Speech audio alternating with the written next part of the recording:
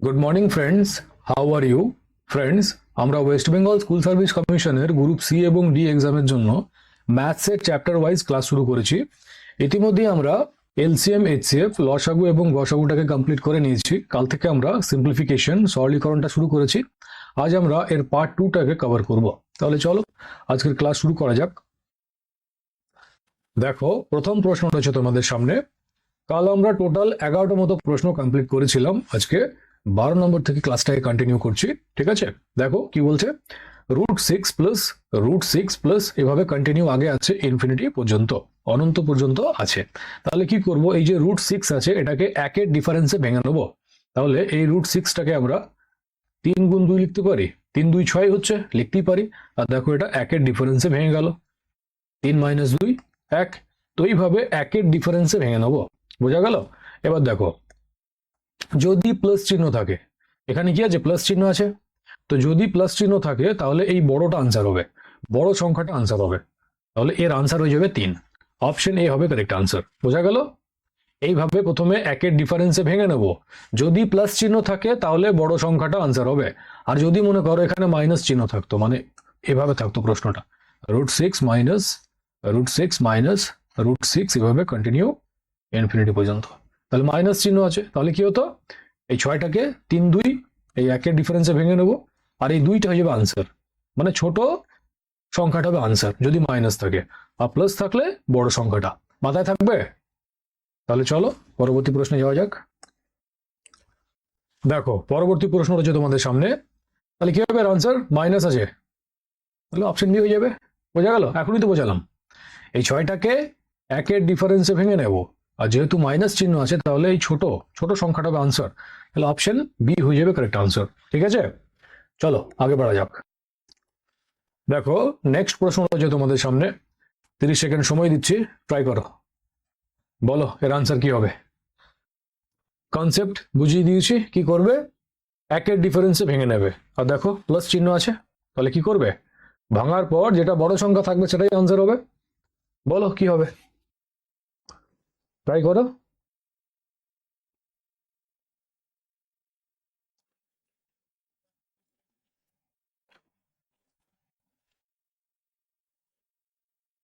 √12 আছে, তাহলে এটাকে 3 গুণ 4 লিখতে পারো। 3 4 12। আর দেখো এটা একের ডিফারেন্সে ভেঙে গেল, 4 - 3 একই হয়। প্লাস চিহ্ন আছে, তাহলে এই বড় সংখ্যাটা আনসার হবে। তাহলে অপশন বি হবে কারেক্ট আনসার।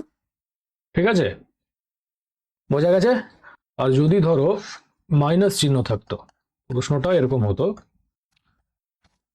12 মাইনাস √12 এভাবে কন্টিনিউ ইনফিনিটি পর্যন্ত। তাহলে কি হতো, মাইনাস চিহ্ন আছে তখন 3 হয়ে যেত আনসার।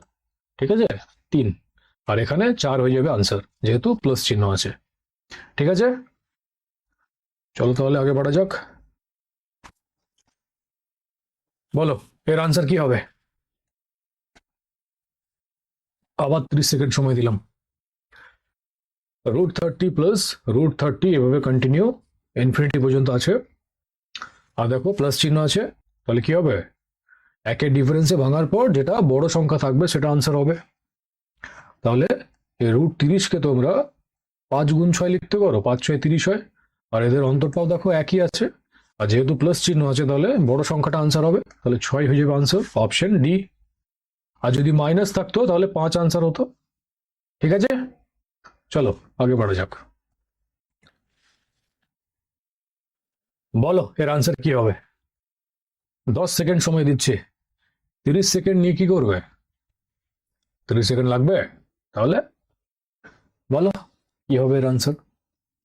√2টাকে একের ডিফারেন্সে ভেঙে নাও, তাহলে 2 গুণ 1 লিখতে পারো এটাকে।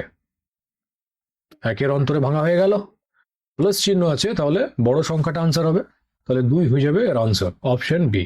আর যদি প্লাসের জায়গায় মাইনাস চিহ্ন থাকতো তাহলে 1 আনসার হতো।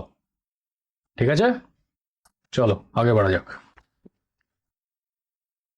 দেখো, পরবর্তী প্রশ্ন রয়েছে তোমাদের সামনে। √3 গুণ √3 গুণ √3 এভাবে কন্টিনিউ ইনফিনিটি পর্যন্ত আছে। দেখো এর আগের প্রশ্নগুলিতে কি ছিল, প্লাস ছিল কিংবা মাইনাস ছিল। বাট এখানে দেখো গুণ আছে, তাহলে আগের পদ্ধতিটা এখানে অ্যাপ্লাই করা যাবে না। তাহলে এর ক্ষেত্রে কি করবে, অঙ্কে যে সংখ্যাটি থাকবে, এখানে কি আছে 3 আছে, এই সংখ্যাটি আনসার হয়ে যাবে। ঠিক আছে, অপশন সি হবে কারেক্ট আনসার। মাথায় রাখবে যদি গুণ থাকে আর ইনফিনিটি অবধি থাকে তখন অঙ্কে যে সংখ্যাটা থাকবে সেটাই ওর আনসার হবে। বোঝা গেল? আর প্লাস মাইনাসের ক্ষেত্রে তো বলেই দিলাম, একের ডিফারেন্সে ভেঙে নেবে, প্লাস চিহ্ন থাকলে বড় সংখ্যাটি আনসার হবে আর মাইনাস চিহ্ন থাকলে ছোট সংখ্যাটি আনসার হবে। আর গুণের ক্ষেত্রে যদি ইনফিনিটি অবধি থাকে অঙ্কে যে সংখ্যাটি থাকবে সেটাই আনসার হবে। ঠিক আছে, মাথায় থাকবে? চলো আগে বাড়া যাক। বলো এর আনসার কি হবে? 10 সেকেন্ড সময় দিচ্ছি। গুণ আছে আর দেখো ইনফিনিটি পর্যন্ত আছে, একদম অনন্ত অবধি আছে, তাহলে কি করবে? অঙ্কে যে সংখ্যাটি থাকবে সেটাই আনসার হবে। 6 আছে, তাহলে অপশন ডি হয়ে যাবে কারেক্ট আনসার। বোঝা গেল? চলো আগে বাড়া যাক। দেখো পরবর্তী প্রশ্ন রয়েছে তোমাদের সামনে, √3 ইন্টু √3 ইন্টু √3। এবার দেখো আগের প্রশ্নগুলিতে কি ছিল? গুণ তো ছিল, বাট তার সাথে এটা আগে কন্টিনিউ ইনফিনিটি অবধি যাচ্ছিল। ওই জন্য কি করছিলাম, প্রশ্নে যে সংখ্যাটা আছে ওটাকে আনসার করে দিচ্ছিলাম। বাট এখানে দেখো এটা গুণ আছে কিন্তু আগে ইনফিনিটি অবধি যাচ্ছে না, তাহলে এখানে আগের নিয়মটা চলবে না, এখানে 3টাকে আনসার করে দিয়েছো না, ঠিক আছে, তাহলে ভুল হয়ে যাবে। এর নিয়ম সম্পূর্ণ আলাদা। তাহলে এর যে শর্ট ট্রিক সেটাকে আগে দেখো, তারপরে এর যে কনসেপ্ট সেটাকে বোঝাবো। ঠিক আছে, তাহলে শর্ট ট্রিক হচ্ছে অঙ্ক এর পাওয়ার হয়ে যাবে 2 এর পাওয়ার n মাইনাস 1/2 এর পাওয়ার n। ঠিক আছে, অঙ্ক মানে কোনটা? এই যে প্রশ্নে যে অঙ্কটা আছে ওটা। তাহলে অঙ্কের মান হয়ে যাবে 3 আর n এর মান কি হবে? দেখো n বরাবর যতগুলি রুট আছে, কটা রুট আছে? একটা, দুটো, তিনটে রুট আছে, তাহলে n এর মান হয়ে যাবে 3। তাহলে n মানে হচ্ছে যতগুলি রুট থাকবে সেটাই n এর মান হবে। মাথায় থাকবে? তাহলে কি হবে এটা? 3 এর পাওয়ার 2 আর এর পাওয়ার হয়ে যাবে 3, যেহেতু 3টে রুট আছে, মাইনাস 1/2 এর পাওয়ার 3। তাহলে 2 এর পাওয়ার 3 মানে কত হবে? 2 2 4 2 8। তাহলে 3 এর পাওয়ার 8 মাইনাস 1/8, তাহলে 3 এর পাওয়ার 7/8। এটা হবে এই প্রশ্নের answer, option A. Option A হবে কারেক্ট আনসার। বোঝা গেল?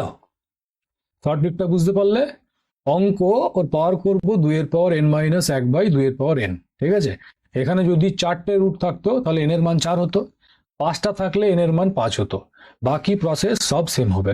বোঝা গেল? তাহলে চলো এর যে কনসেপ্ট ওটাকে এবার বুঝি। দেখো প্রশ্নটা ছিল √3 ইন্টু √3 ইন্টু √3 এর মান বের করতে দেওয়া হয়েছিল। এই প্রশ্নটি করার আগে একটা ছোট এক্সাম্পল দিয়ে এর কনসেপ্টটা বুঝে নাও। ধরো আমি বললাম √4।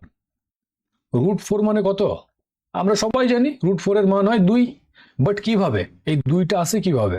দেখো যদি আমরা এই রুটটাকে তুলি তাহলে কি হবে? এর পাওয়ারে হাফ চলে আসবে, 4 এর পাওয়ার হাফ হয়ে যাবে রুটটাকে তুললে। ঠিক আছে, এবার এই 4টাকে আমরা 2 এর স্কোয়ার লিখতে পারি, 2 এর স্কোয়ার 4ই হয়, তাহলে লিখতেই পারি 2 এর স্কোয়ার।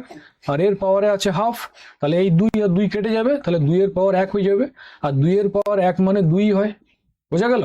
তো এইভাবে এই 2টা আসে, 4 এর পাওয়ার যে 2 হয় সেটা এইভাবে আসে। বোঝা গেল?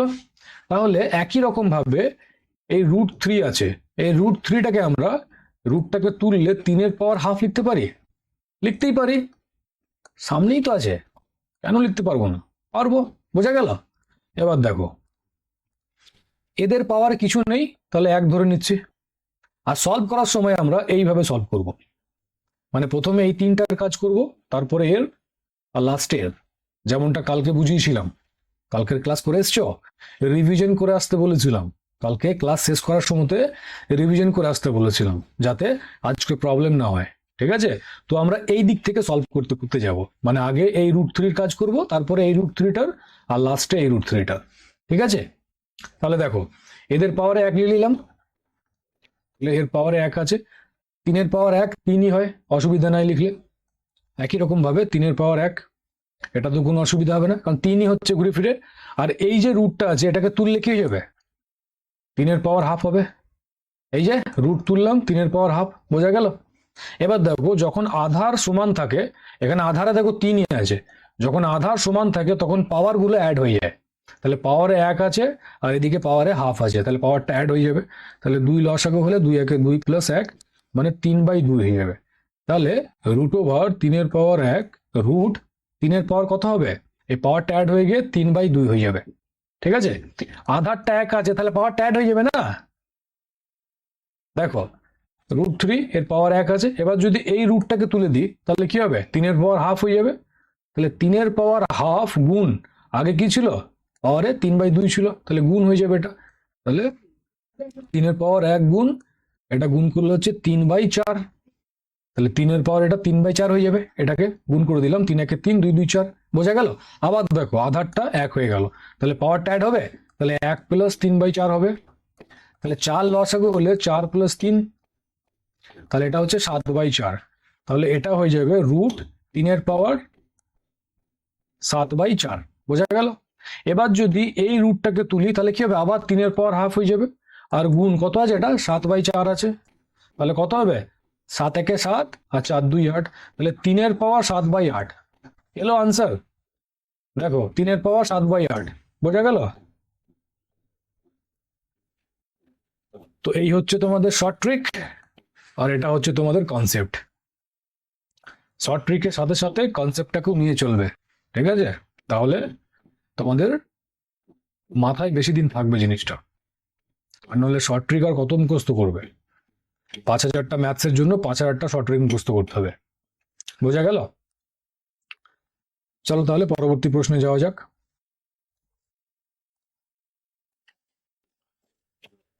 বলো এর আনসার কি হবে। সেম প্রশ্ন এখনই করানো হলো, 30 সেকেন্ড সময় দিচ্ছি, ট্রাই করো। হয় শর্ট ট্রিক ইউজ করো কিংবা যে কনসেপচুয়াল প্রসেস বোঝানো হলো যে কোনো একটা অ্যাপ্লাই করে আনসার দাও। √5 ইন্টু √5, দেখো এটা আগে কন্টিনিউ নেই, ইনফিনিটি অবধি নেই, যদি থাকতো তাহলে 5 আনসার হতো, নেই, তাহলে কি হবে, এখনই তো বোঝালাম। বলো।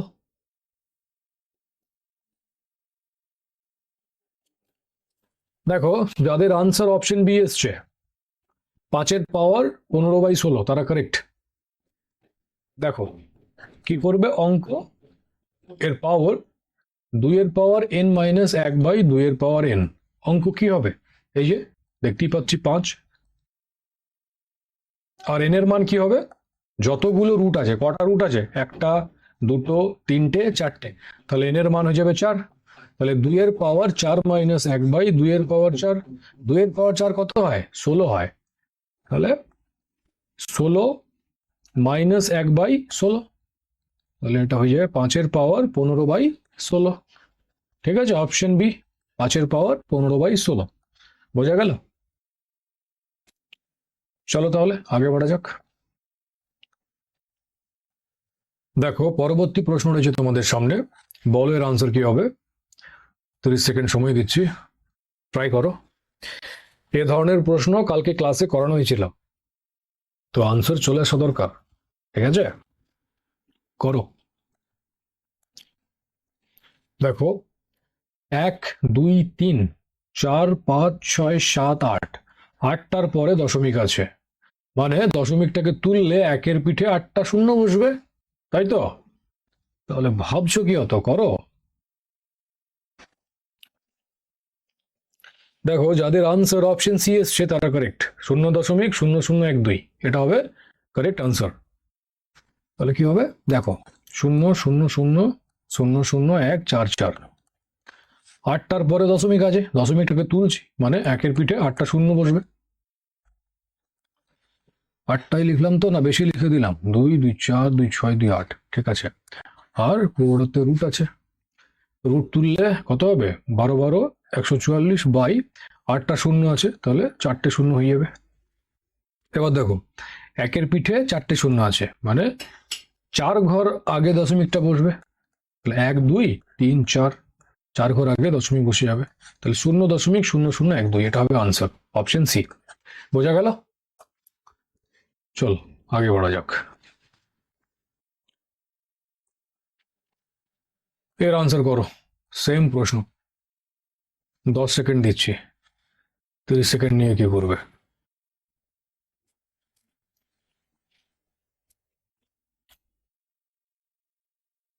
অত কিছু করতে হবে কি? আনসার তো দেখতেই পাচ্ছ। অপশন বি হবে আনসার। দেখো 1 2 3 4 5 6, 6টার পরে দশমিক আছে, তাহলে কি করবে? একের পিঠে 6টা শূন্য বসাবে। একের পিঠে 1 2 3 4 5 6, রুট তুললে 12 12 144, আর এদিকে 3টে শূন্য হয়ে যাবে। একের পিঠে 3টে শূন্য মানে 3 ঘর আগে দশমিক বসবে। 1 2 3, 3 ঘর আগে দশমিক বসে গেল, তাহলে 0.012। অপশন বি হবে কারেক্ট আনসার।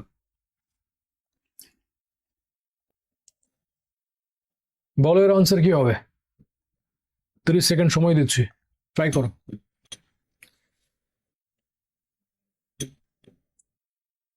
দশমিক তোলো, সলভ করো।